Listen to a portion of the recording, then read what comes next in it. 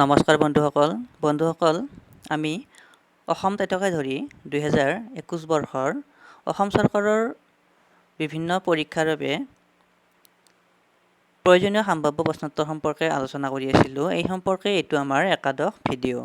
আহক তেন্তে পলম নকৰি আজিৰ এই ভিডিঅ'টো আৰম্ভ কৰোঁ। আজিৰ প্ৰথম প্ৰশ্নটো হ'ল ধ্বনিবোৰ কেনেকৈ উচ্চাৰণ কৰিব লাগে?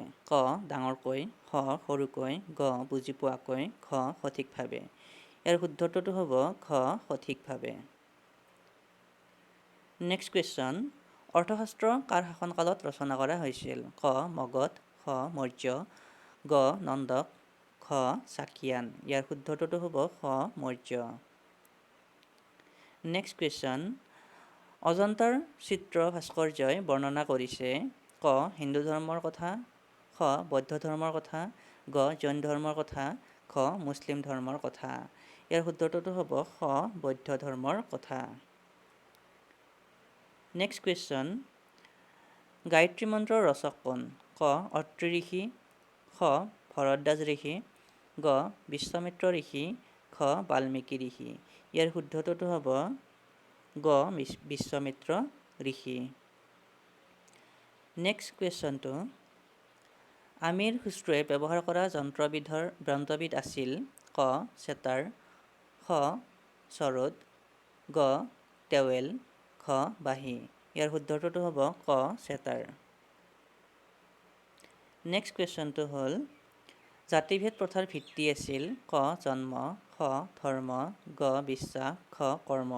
ইয়াৰ শুদ্ধটোতো হ'ব খ কৰ্ম। নেক্সট কুৱেশ্যন, পৌৰাণিক ভাৰতৰ এজন বিখ্যাত জ্যোতিৰ্বিদ আছিল? ক মনু, খ বৃহস্পতি, গ আৰ্যভট্ট, খ চৰক। ইয়াৰ শুদ্ধটোতো হ'ব গ আৰ্যভট্ট। নেক্সট কুৱেশ্যন, ছাত্ৰ ছাত্ৰীক হোমৱৰ্ক দিয়াৰ উদ্দেশ্য হ'ল?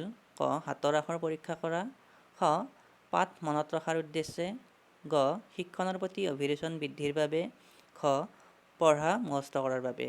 ইয়াৰ শুদ্ধটোতো হ'ব গ শিক্ষণৰ প্ৰতি অভিৰুচন বৃদ্ধিৰ বাবে। নেক্সট কুৱেশ্যন, তলৰ কোনবিধ ৰোগ বংশানুক্ৰমে আহে? ক কলেৰা, খ কুষ্ঠ, গ যক্ষ্মা, খ বৰ্ণান্ধতা। ইয়াৰ শুদ্ধটোতো হ'ব খ বৰ্ণান্ধতা। নেক্সট কুৱেশ্যন, স্কুল দীঘলীয়া সময়ৰ বাবে বন্ধ আছে। স্কুল খোলাৰ পাছত তুমি ছাত্ৰ ছাত্ৰীক কেনেকৈ পঢ়ুৱাবা? ক তুমি হোমৱৰ্ক পৰীক্ষা কৰিবা, খ তোমাৰ ৰুটিন মতে তুমি পঢ়ুৱাবা, গ তুমি ছাত্ৰ ছাত্ৰীক তোমাৰ ঘৰত টিউশ্যন কৰিবলৈ মাতিবা, খ আৱশ্যক অনুযায়ী তুমি অতিৰিক্ত সময় দিবা। ইয়াৰ শুদ্ধটোতো হ'ব খ আৱশ্যক অনুযায়ী তুমি অতিৰিক্ত সময় দিবা। নেক্সট কুৱেশ্যন, তোমাৰ বিষয়টোৰ ফলপ্ৰসূ শিক্ষণৰ বাবে তুমি কি কৰিবা? ক বিষয়টোৰ লগত সম্পৰ্ক থকা প্ৰশ্ন সুধি অনুপ্ৰাণিত কৰিবা, খ বিষয়টোৰ লগত সম্পৰ্কযুক্ত পাঠবোৰ পুনৰ অধ্যয়ন কৰিব ক'বা, গ পাঠবোৰৰ পৰা প্ৰশ্ন হোমৱৰ্ক কৰিব দিবা, খ শ্ৰেণীত তেওঁলোকৰ কাম কৰিবলৈ দিবা আৰু নিৰীক্ষণ কৰিবা। ইয়াৰ শুদ্ধটোতো হ'ব ক বিষয়টোৰ লগত সম্পৰ্ক থকা প্ৰশ্ন সুধি অনুপ্ৰাণিত কৰিবা। নেক্সট কুৱেশ্যন আৰু আজিৰ ভিডিঅ'টোৰ শেষৰটো কুৱেশ্যন হ'ল, তুমি এজন মেধাসম্পন্ন শিক্ষক, কিন্তু ছাত্ৰ ছাত্ৰী তোমাৰ পদ্ধতিক লৈ সন্তুষ্ট নহয়। তুমি কিদৰে পঢ়ুৱাবা? ক প্ৰথমে তোমাৰ পদ্ধতিৰ বিষয়ে ক'বা, খ ছাত্ৰ ছাত্ৰীয়ে বিচৰাৰ দৰে তোমাৰ পদ্ধতি সলনি কৰিবা, গ পদ্ধতি সলনি কৰিবৰ বাবে পুনৰ প্ৰশিক্ষণ ল'বা, আৰু খ ছাত্ৰ ছাত্ৰীয়ে বিচৰা ধৰণৰ পদ্ধতিৰ লগত মিলি যাবা। ইয়াৰ শুদ্ধটোতো হ'ব খ ছাত্ৰ ছাত্ৰীয়ে বিচৰা ধৰণৰ পদ্ধতিৰ লগত মিলি যাবা। আজিৰ ভিডিঅ'টো এইখিনিতে সামৰিছোঁ। ধন্যবাদ।